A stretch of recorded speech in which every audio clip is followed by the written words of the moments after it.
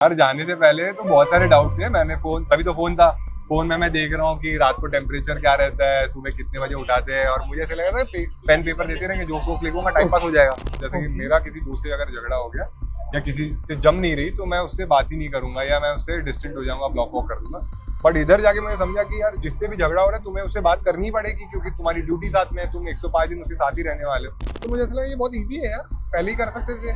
और जबकि मैंने इन लोगों के साथ 105 दिन ये चीज फॉलो करी, तो मुझे तभी मैंने सोच लिया था जब मैं बाहर जाऊंगा मैं अपने दोस्तों के साथ भी सेम चीज करूंगा, क्योंकि वो लोग तो मेरे लिए मैटर करते हैं, और तुम जितना अच्छा कम्युनिकेशन रखोगे उतना अच्छा तुम उनके साथ डील कर सकते। This is Nawaz Kochra joining you on Indian Express screen, and I am here in conversation with Big Boss 19 finalist Praneet More. Hello. Hello Praneet, how are you? बढ़िया एकदम, आप कैसे हो? बढ़िया। 105 दिन उस घर में, जाने से पहले क्या डाउट्स थे, क्या एप्रीहेंशंस थे मन में, और क्या ओवरकम आए? यार जाने से पहले तो बहुत सारे डाउट्स हैं। मैंने तभी तो फोन था। फोन में मैं देख रहा हूँ कि रात को टेम्परेचर क्या रहता है, सुबह कितने बजे उठाते हैं, और मुझे ऐसा लगा था पेन पेपर देते रहेंगे, जोक्स वोक्स लिखूंगा, टाइम पास हो जाएगा। बट उधर जाके क्योंकि मैंने कभी शो देखा नहीं था, उधर जाके मुझे पता चला ना घड़ी रहती है, ना सेलफोन, ना टीवी, न्यूज़पेपर, कुछ भी चीज मिलती नहीं है। उधर जाके पता चला कि लोग इतने कलेशी भी रहते हैं, इतने सारे झगड़े होते हैं। तो बहुत सारी चीजें थी जाने से पहले।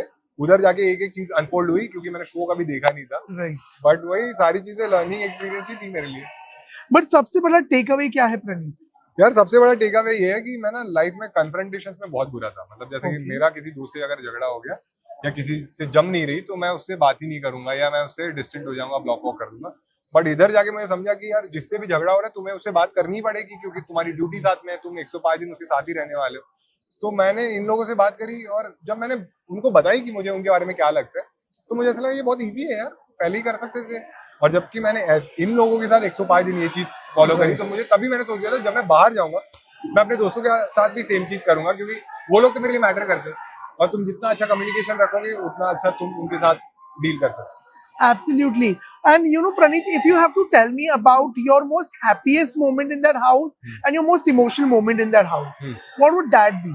यार हैप्पीएस्ट मोमेंट तो डेफिनेटली वो था जब कमेंट्री टास्क हो रहा था और मैं और गौरव भाई गए थे, और हम दोनों ने इतने मजे किए उस टास्क में। 15 मिनट हम बैक टू बैक हंसते रहे, और जब वो खत्म हुआ टास्क तब हम ऐसे हो गए कि वो खत्म हो गया, और हम बाहर आने के बाद भी हम यही बातें करते रहे कि भाई कितने मजे आए। तो वो मेरे लिए एकदम पीक मोमेंट था। मुझे ऐसा लगा कि ऐसा अगर मैं घर में भी रहूंगा बिग बॉस के तो शायद लोगों को पसंद आएगा। तो वो सबसे हैप्पीएस्ट मोमेंट था, पीक वाला। इमोशनल मोमेंट वो था जब मेरा वो झगड़ा हो गया था, और मुझे एक चीज बोली गई थी कि go back to your village. Right. तो वो चीज मेरे मन में रह गई। झगड़े में लोग तुम्हें बहुत सारी चीजें बोल देते हैं, बट तुम्हें हर्ट हो जाती है ना। और फिर वीकेंड के बारे में भी उसमें बात हुई, और मैं उसमें भी इमोशनल हो गया था। तो वो चीज मुझे थोड़ी बुरी लग गई कि यार ये चीज क्यों हुई मेरे साथ। आपका जर्नी वीडियो से ज्यादा अगर मेरे लिए कुछ इमोशनल था तो वो हाइज एंड लोज वाला जो उसके पहले एक दिन पहले हुआ था, when you spoke about living that, we could relate to everything that you said, because that is a challenge that every Indian individual faces. But now that you have overcome that, today you are a reality show star. How does it feel वो सुन के? आप RJ रह चुके हो, stand up comedy रह चुके हो, और रियलिटी शो स्टार। यार बहुत अच्छा लगता है। मतलब एक पॉइंट था लाइफ में, जैसे आपने वो जर्नी वाले पहले एपिसोड में सुना रहेगा कि बहुत स्ट्रगल था, हर चीज के लिए फाइट करनी पड़ती थी। हमेशा लगता था कि यार बाकी लोग को ये चीज इतनी इजी मिल गई है, मुझे क्यों नहीं मिली। जैसे बाकी बच्चे मजे करते थे, मैं मजे नहीं कर पाता था। बट अब जब मैं इसको देखता हूँ मुझे लगता है कि शायद वो स्ट्रगल मैंने किया, इसीलिए मैं अभी भी ग्राउंडेड हूँ, अभी भी मेरे में वो वैल्यूज है, मैं चेरिश करता हूँ चीजों को। तो अब बहुत अच्छा लगता है कि अब मुझे जो चीज चाहिए मैं खरीद सकता हूँ। मॉम डैड को मैं क्रेडिट कार्ड दे सकता हूँ, उनके लिए मैंने घर बना लिया। तो बहुत सेटिस्फैक्शन है मेरे। एंड इन द हाउस आपके लुक्स पे कमेंट किया गया, आपको बुली बोला गया, मालती से जो भी झगड़ा हुआ है टुवर्ड्स द एंड, कुछ भी रिग्रेट है दिल में? यार रिग्रेट नहीं है। ऑब्वियसली वो लर्निंग्स थी। जैसे कि किसी ने अगर मुझे लुक्स के बारे में बोला, वो चीज तो मेरे हाथ में भी नहीं है ना। Absolutely. अगर वो चीज वो बोल रहा है वो इंसान की प्रॉब्लम है, उसकी सोच है, तो उस चीज को तो मैं इतनी इंपॉर्टेंस नहीं देता। बट हाँ, जैसे मालती के साथ मेरी इक्वेशन थोड़ी खराब हुई, एक झगड़ा हमारा हो गया था, उस चीज का मुझे ऑब्वियसली थोड़ा बुरा लग रहा है। मैंने उससे माफी भी मांगी थी तभी भी। अब जब मैं बाहर आ गया मैंने उससे थोड़ी बातें करी, तो अब चीजें थोड़ी बेटर हो गई है। 2-3 दिन में और बेटर हो जाएंगी। तो एज सच कोई रिग्रेट नहीं है। एब्सोल्युटली। और जाने से पहले एक लास्ट चीज ये पूछना चाहूंगा, सलमान भाई पे जोक्स कंटिन्यू होंगे? नहीं यार, जोक्स हम इसलिए करते हैं ताकि सबको एंटरटेनमेंट मिले और सब हंसे। बट अगर कोई उस चीज से बुरा लग रहा है जिसको, या हर्ट हो रहा है, तो ऑब्वियसली हम नहीं चाहते वो चीज रिपीट हो। क्योंकि हम जोक्स एंटरटेनमेंट के लिए, खुशी के लिए करते हैं, कंट्रोवर्सी के लिए।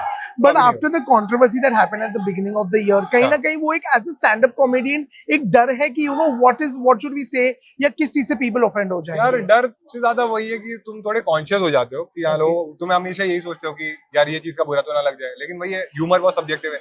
एक चीज आपको बहुत पसंद आएगी, इनको बिल्कुल पसंद नहीं आएगी, तो फिर वैसे तो मैं कोई टॉपिक पे जोक ही नहीं बना पाऊंगा। तो हाँ, हम थोड़े कॉन्शियस रहते हैं, जैसे कि मैं रिलीजियस पॉलिटिकल अवॉइड करता हूँ, क्योंकि मुझे पता है कि वो सेंसिटिव टॉपिक्स है। बट हाँ, कुछ कुछ चीजों में हो जाता है, तो एटलीस्ट हम ट्राई करेंगे अवॉइड हो, बट बाकी तो जनता पे ही। Wish you all the very best Praneet, thank you so much. Thank you, nice.